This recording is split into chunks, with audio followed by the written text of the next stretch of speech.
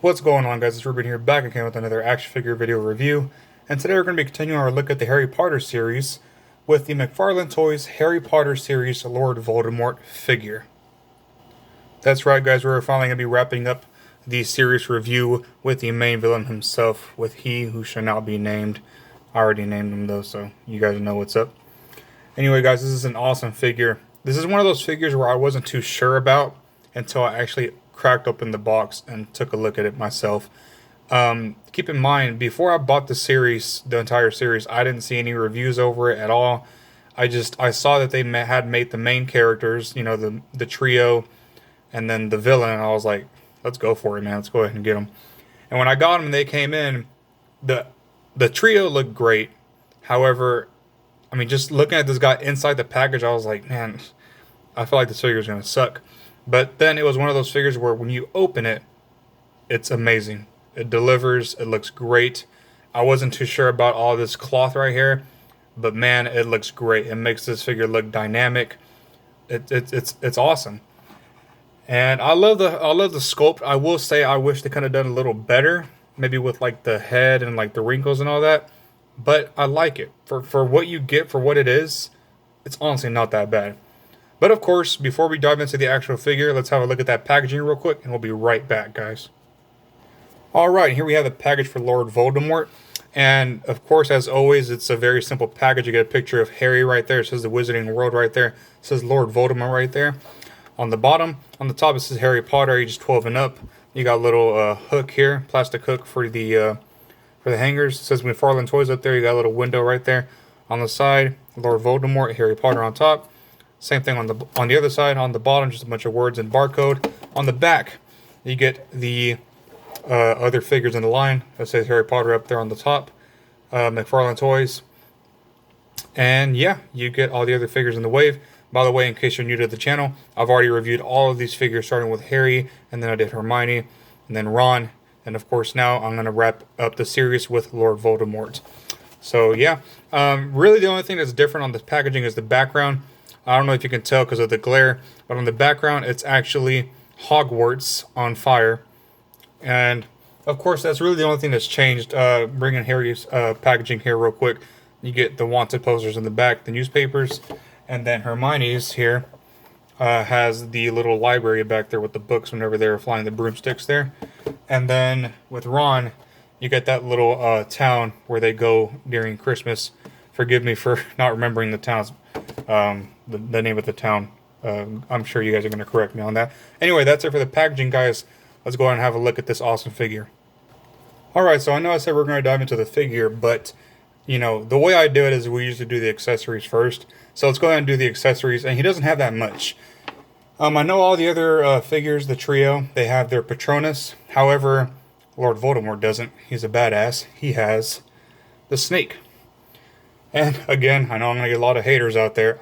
I've seen the movies, and I do kind of consider myself a fan. However, I'm not as huge as a fan, obviously, as like Marvel or DC or Star Wars or Terminator or stuff like that. So do forgive me. I know this guy has a name. I don't remember it, though. I'm sorry, guys. But anyway, now that I actually bring it out into the light, he's more of a gray color than he is green. I thought it was more of a green color. But the snake looks awesome. I love how it's articulated, too. The fangs look cool. The inside of the mouth looks wicked. I like how the eyes look. Overall, it's really cool. Like I say, he doesn't come with the Patronus, but he does come with the snake. You are able to pose him, since he does have articulation. So let me just go ahead and go over the articulation for this thing. He has a point of articulation right here. However, if you do it like that, it looks kind of weird because this is the bottom of the body here. I don't even like snakes. He has one right here as well. That's the second point of articulation. So that one kind of makes sense.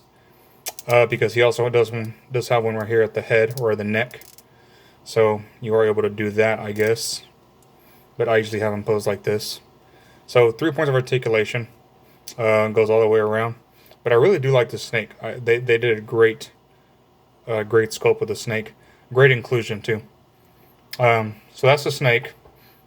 And then, of course, he comes with the stand that just says Harry Potter. Again, I think I would have rather preferred him to, like, say the name of the character instead of just Harry Potter, but makes sense. And it's the exact same one as the other ones.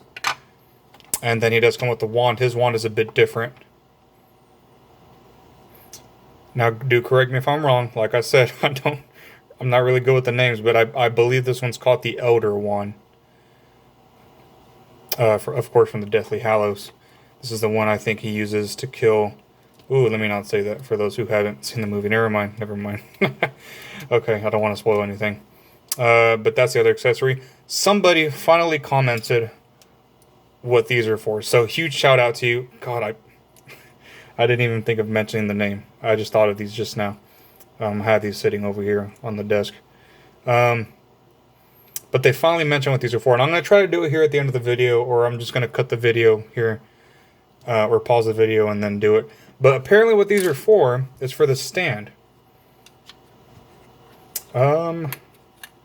So somebody said that apparently what you're supposed to do is you're supposed to grab the backdrop here and the packaging and use it to clip onto here. Obviously I haven't done it yet, but I'm going to try. But it does make sense now. I was like, oh my gosh, that makes so much sense whenever somebody commented that.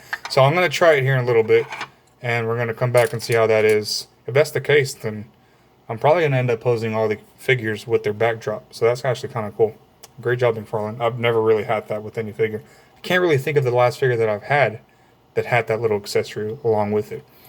But I know it's kind of going to stray away from the video because I totally forgot to mention that until I saw these. It reminded me. But let me try that real quick. And we'll get back to the figure, I promise. But anyway, that's it for accessories. So let me just try that real quick, see if it works. And then we'll come back to Lord Voldemort. Okay, so that did not take long at all. Again, huge shout out to the people who commented down below and let me know what that was. I don't think I would have ever figured that out. So, they're just clips. You clip it on there. Real simple. Honestly, I thought that was thinner paper because I never actually took these out. But it's actually cardboard, as you can see. So that does make a whole lot more sense. Let me go ahead and display them here. There's a peg. Okay, wow, that is kind of cool. Yeah, that makes a lot more sense, actually. That is super cool. Wow. All right, so that works. So I guess you can count that as an accessory. Don't know. But yeah, that's cool. So now I'm finally able to say this. I felt so stupid not knowing this in the previous videos. But yeah, so now you know what that's for. Now I know what the clips are for, so now you know. Let me just lay that aside real quick, and we're going to jump into Lord Voldemort now. Alright, and for Lord Voldemort, here we are, guys. I actually haven't had the best luck to have him stand up by himself without the stand. I believe that's because his feet aren't, completely flat. Anyway, there's Lord Voldemort, guys. He is actually a really great figure. So, the head sculpt is pretty darn cool. Let me see if I can focus on it real quick. So, as you can see, he has some wrinkles right there. But they're painted on, they're not sculpted on. That's what I was saying. I wish they would have maybe sculpted it on. But that's cool. Ears look good. The nose looks good. Love the mouth. The eyes. Fantastic. Love that. Hands. See, they sculpted the veins on his hands. That's really cool. I kind of wish they would have done that with the head. This one's open. I guess to kind of so you can feel Harry's face there. With the feet. So, yeah, he does have pants underneath. They're painted. His feet, his toes are articulated. There's his feet. Crusty old feet. But, so it's held with like a little, what do I say? It's like this bracelet that's attached to the actual cloak. That's how the cloak is attached. It does have some Velcros. It's going to be kind of weird. But it does have some Velcro right there. In case you were curious. So there's that. And then there's this piece right here. So I actually really like the cloak. I love the inclusion of the cloak. It looks cool. I love how like the sleeves go down, kind of like, I guess, Emperor Palpatine from Star Wars. And I love how it's kind of wide. I guess I don't know, I guess like if you're flying him or something, it's wavy. Makes it look more mysterious, I guess. So that's really cool. I love that. Really and truly, there's not much to talk about with this guy.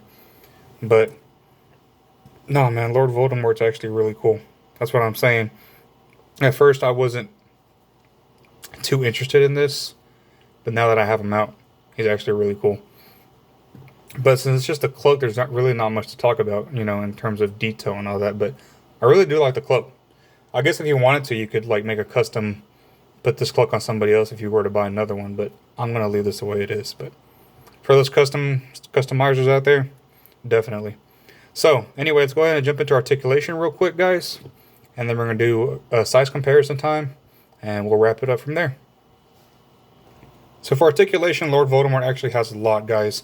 So it's on a two-part head joint right there. He has one on his neck right there that moves forward, and then one right here on the actual head. So that's actually kind of cool. You can see that if you take this part off right here. His arms do move in and out, guys. Does rotate at the shoulder. I know it's kind of hard to see.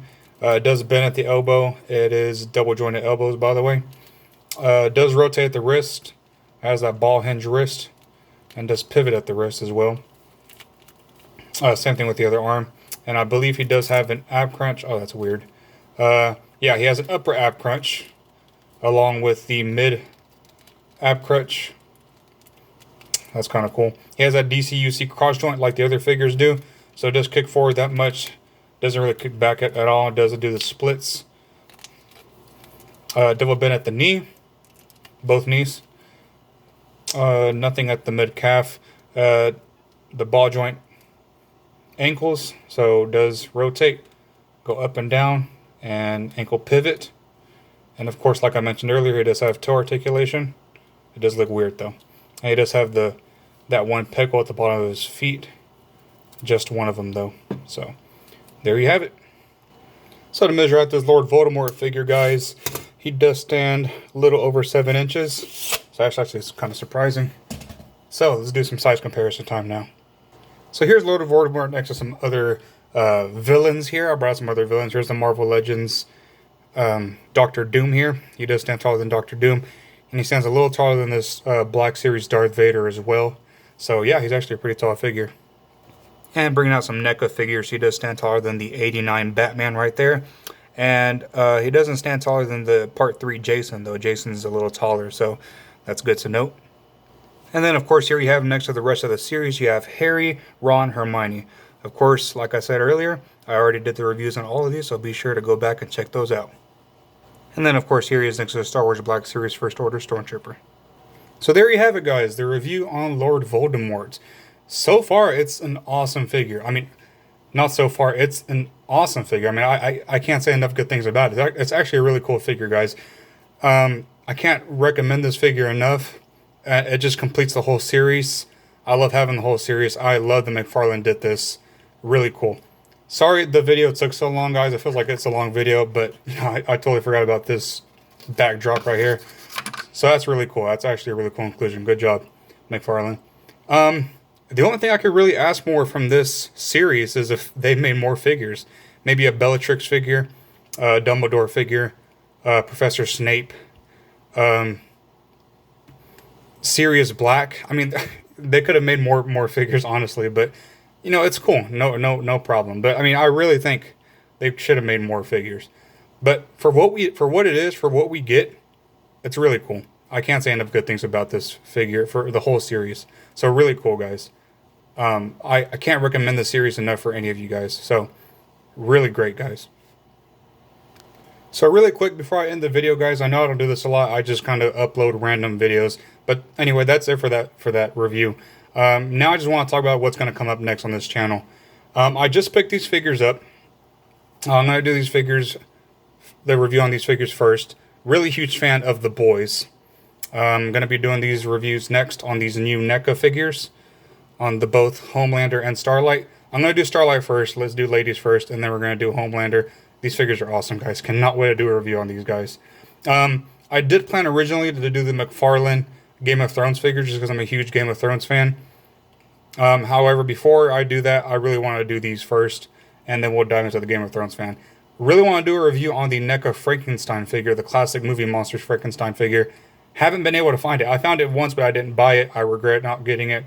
But once I get it, hopefully I'll be able to get it before I jump into the Game of Thrones figures, or maybe after. and then we'll do a review of that. But I'm really looking forward to doing the Game of Thrones figures because I know Mcfarlane does a really great job. Judging by the Harry Potter figures, I know these next figures are going to be good too. There's 4 in the line, so just like this, I'll be doing a review on those. But first, like I said, we're going to do these. Cannot wait to dive into these guys first. But anyway, guys, drop a like if you like this video. Really looking forward to doing a review on these. Let me know what you guys think, But that does it for the Harry Potter figures, guys. Cannot wait to do a review on these. These are really great figures. But anyway, as always, it's been Rubik's Film. Stay tuned to these. Peace out.